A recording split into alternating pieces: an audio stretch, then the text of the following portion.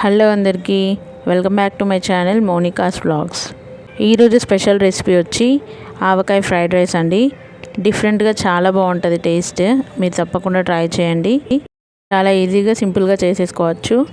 ముందుగా మన ఛానల్ని కొత్తగా చూసిన వారు సబ్స్క్రైబ్ చేసుకోండి. అలాగే రెసిపీ నచ్చితే తప్పకుండా లైక్ చేసి మీ ఫ్రెండ్స్ అండ్ ఫ్యామిలీకి షేర్ చేయండి. ముందుగా ఈ ఫ్రైడ్ రైస్ కోసం అన్నాన్ని ఉడకబెట్టుకొని ఇలా కొంచెం చల్లార్చుకొని ఒక బౌల్లో వేసుకొని అందులోకి కొద్దిగా ఆవకాయ పచ్చడి వేసుకొని అన్నం మొత్తాన్ని మంచిగా కలుపుకోవాలండి చేత్తోని.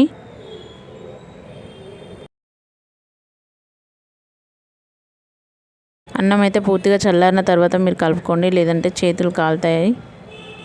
చూడండి, వీడియోలో చూపిస్తున్న విధంగా అంతా బాగా మిక్స్ అయ్యేలాగా మంచిగా కలుపుకోవాలి. కలుపుకున్న తర్వాత ఈ విధంగా ఉంది చూడండి ఫైనల్గా. తర్వాత ఒక బాండి పెట్టుకొని అందులోకి ఆయిల్ వేసుకోవాలి. ఇందులోకి 3 గుడ్లను వేసుకొని మంచిగా ఉడికించుకోవాలి.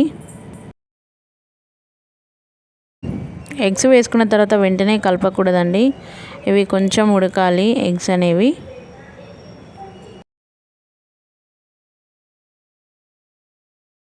ఒక 2 మినిట్స్ పాటు ఇవి కుక్ అయిన తర్వాతనే వీటిని మనం కలుపుకోవాలి, మంచిగా విడదీసుకోవాలన్నమాట. అప్పటిదాకా అయితే కలపకూడదు, లేదంటే నీచు స్మెల్ వస్తుంది. చూడండి, ఈ విధంగా మంచిగా కట్ చేసుకుంటూ కలుపుకోవాలి చిన్న చిన్న ముక్కలుగా.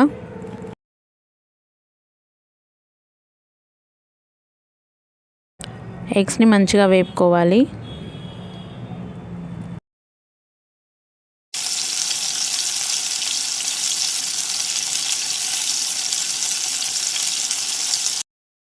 చూడండి, ఇట్లా బాగా వేగాలి.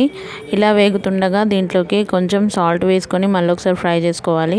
అలాగే కొంచెం ధనియా పౌడర్ కూడా వేసుకొని మంచిగా మిక్స్ అయ్యేలాగా కలుపుకోవాలండి. ఎగ్ని బాగా వేపుకుంటేనే మనకి టేస్ట్ చాలా బాగుంటుంది. మంచిగా ఫ్రై చేసుకోవాలి ఎగ్ని అయితే. అలాగే కొంచెం కారం కూడా వేసుకొని అంతా ఒకసారి మిక్స్ చేసుకున్న తర్వాత వీటిని పక్కన పెట్టుకోవాలి. తర్వాత అన్నం ఫ్రై చేసుకోవడానికి మరొక బాండి పెట్టుకోవాలి. అందులోకి కొంచెం ఆయిల్ వేసుకుని కట్ చేసుకున్న పచ్చిమిర్చి ముక్కల్ని వేసుకొని ఫ్రై చేసుకోవాలి. ఇవి కొద్దిగా వేగుతుండగానే ఇందులోకి ఒక ఉల్లిపాయ సన్నగా తరుక్కొని చిన్నగా తరుక్కున్నవి వేసుకోవాలి.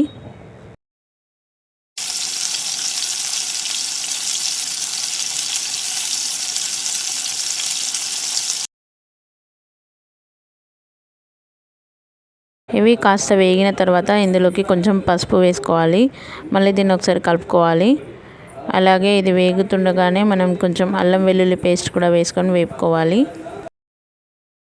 అల్లం వెల్లుల్లి పేస్ట్ అయితే తప్పకుండా వేసుకోండి, లేదంటే నీచు స్మెల్ వస్తుంది మనకి ఫ్రైడ్ రైస్ అనేది. మనం ఈ ప్రాసెస్ అనేది కొంచెం హై ఫ్లేమ్లోనే చేసుకోవాలి. అయితే నేను కొత్తగా ట్రై చేస్తున్నానండి, ఇప్పటివరకు ఎవరు చేయలేదు. ఇది బాగా వేపుకున్న తర్వాత మనం ముందుగా కలిపి పెట్టుకున్న ఆవకాయ రైస్ని ఇందులోకి వేసేసుకోవాలి. మంచిగా హై ఫ్లేమ్లోనే బాగా కలుపుకోవాలండి.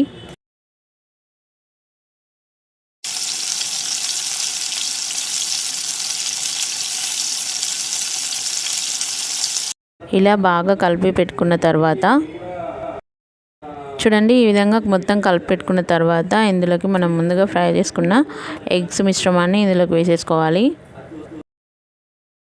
ఈ ఎగ్ పీసెస్ అన్నీ బాగా అన్నంలో మిక్స్ అయ్యేలాగా మంచిగా కలుపుకోవాలండి, మొత్తం కూడా మిక్స్ అయ్యేలాగా.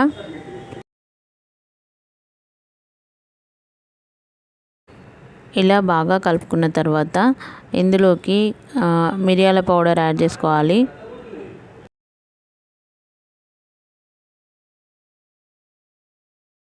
ఒక 1/2 స్పూన్ మిరియాల పొడి వేసుకోవాలండి దంచుకొని, లేదా మీ దగ్గర ఆల్రెడీ పట్టింది ఉంటే మీరు ఒక 1/2 స్పూన్ యాడ్ చేసుకోండి. మిరియాల పొడి వేసుకున్న తర్వాత ఇందులోకి మనకు టేస్ట్కి తగినట్టుగా సాల్ట్ వేసుకొని కలుపుకోవాలి. మనకి ఆల్రెడీ పికిల్లో మనకి సాల్ట్ ఉంటుంది కాబట్టి చెక్ చేసుకుంటూ వేసుకోవాలండి మన టేస్ట్కి తగినట్టుగా. ఇవి 2 వేసుకున్న తర్వాత మళ్ళీ ఒకసారి మంచిగా కలుపుకోవాలి. సాల్ట్ మొత్తం మనకి అన్నంలో కలిసిపోయేలాగా. ఇలా ఒకసారి అంతా బాగా కలుపుకున్న తర్వాత మనం దీంట్లోకి కొంచెం కొత్తిమీర యాడ్ చేసుకోవాలి.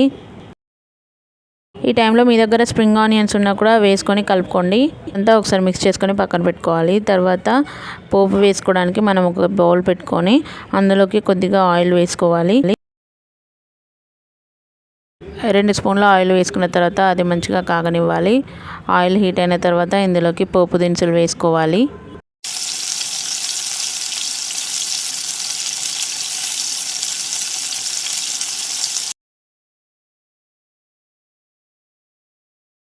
పోపు దినుసులు బాగా ఫ్రై చేసుకున్న తర్వాత ఇందులోకి మనం కరివేపాకు యాడ్ చేసుకోవాలి. కరివేపాకు అలాగే స్ప్రింగ్ ఆనియన్స్ కట్ చేసుకొని వేసుకోవాలండి.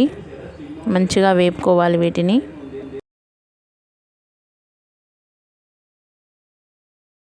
ఇవి మంచిగా వేగిపోయిన తర్వాత ఇందులోకి ఒక ఎండుమిర్చి తుంచుకొని వేసుకోవాలి.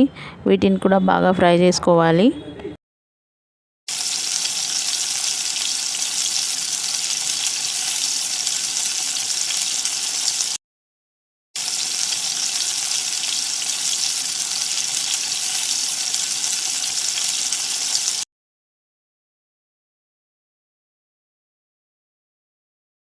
మంచిగా వేపి పెట్టుకున్న ఈ పోపుని మనం వేడివేడిగా ఉన్నప్పుడే మనం ముందుగా ప్రిపేర్ చేసుకున్న అన్నంలోకి వేసుకొని బాగా కలుపుకోవాలి. పోపు వేసుకోవడం వల్ల మనకి అన్నంకి ఎక్స్ట్రా టేస్ట్, ఎక్స్ట్రా ఫ్లేవర్ అనేది వస్తుంది. చాలా బాగుంటుందండి ఈ రైస్ అయితే. ఎప్పుడైనా నోరు బాగలేకపోయినా లేదా చిట్పటాగా ఏమైనా తినాలనిపించినా కూడా ఇలా ఇంట్లో చేసి తినండి, చాలా బాగుంటుంది. ఇది రెగ్యులర్ రైస్లా కాకుండా కొంచెం డిఫరెంట్గా టేస్ట్ బాగుంటుందండి. మీరు కూడా తప్పకుండా ట్రై చేసి నాకు ఎలా వచ్చిందో కామెంట్ చేయండి. ఈ రెసిపీ నచ్చితే కనుక తప్పకుండా లైక్ చేసి మీ ఫ్రెండ్స్ అండ్ ఫ్యామిలీకి షేర్ చేయండి. నా రెసిపీస్ కనుక నచ్చితే తప్పకుండా ఫాలో అవ్వండి, అలాగే సబ్స్క్రైబ్ చేసుకోండి. మీరు లైక్ చేసి సబ్స్క్రైబ్ చేయడం వల్ల నాకు ఇంకా ఎంకరేజింగ్గా ఉంటుంది కొత్త కొత్త వంటలు చేయడానికి. తప్పకుండా మన ఛానల్ని follow అవుతుండండి. Subscribe to my channel. Thank you for watching.